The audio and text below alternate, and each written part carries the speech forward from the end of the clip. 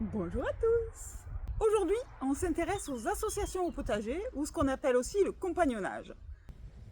Ça consiste à planter sur la même parcelle des végétaux qui vont mutualiser leurs compétences, pour des questions d'odeur, soit répulsive, soit attractive, pour des questions d'ombre aussi, ou de territoire.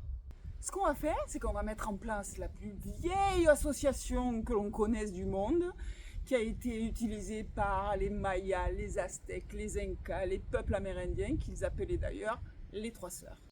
Le maïs va servir de tuteur pour les haricots à rames, les courges vont servir de couvre-sol pour maintenir l'humidité et la fraîcheur du sol, et les haricots grimpants ont la capacité de capter l'azote de l'air et de la rétrocéder dans le sol, ce qui va servir à tout le monde.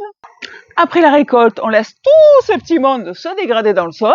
Le maïs va apporter beaucoup de carbone, la courge énormément de matière organique, et les nodules de haricots en se dégradant vont apporter de l'azote. Ce qui veut dire qu'après la dégradation, la valeur nutritive du sol va s'en retrouver boostée et à ce moment-là, on pourra replanter encore et encore. Et cerise sur le cupcake, quand on met les trois dans l'assiette, ça fait un repas équilibré. Allez, passons aux travaux pratiques. Les voilà nos petits haricots. 3 haricots par tige. Le haricot se plante à 3 cm de profondeur, c'est suffisant. Vous pouvez même faire un trou avec votre doigt. Hein. Hop, voilà. Et on le met au fond. Et hop, on recouvre. Récupérer des courges qui avaient germé dans le compost du voisin. À tout ça, j'ai rajouté 3 petits cosmos et une bourrache pour la couleur et les pollinisateurs, parce que nos courges, elles vont en avoir besoin. Avec les tomates, on va tenter une nouvelle association qui, paraît-il, marche super bien et que je ne connaissais pas. C'est tomates hippomées. Donc les hippomées vont faire des super fleurs qui vont attirer les pollinisateurs et les tomates vont servir de tuteur pour nos hippomées. On se fait un joli petit trou. Hop, tac, tac, et voilà.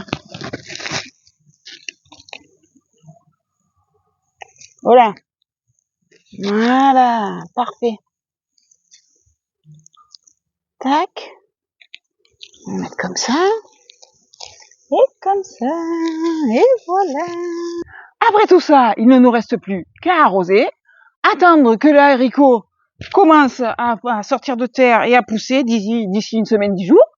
Et après, il ne restera plus qu'à pailler. Oh, mais que vois-je à l'horizon? De la menthe en fleurs. Génial. On va la couper pour que la menthe continue à pousser. On va quand même laisser quelques fleurs pour nos pollinisateurs préférés. Et on va partir en cuisine se faire du sirop de menthe maison. Et ça, ce sera l'objet de notre prochaine vidéo.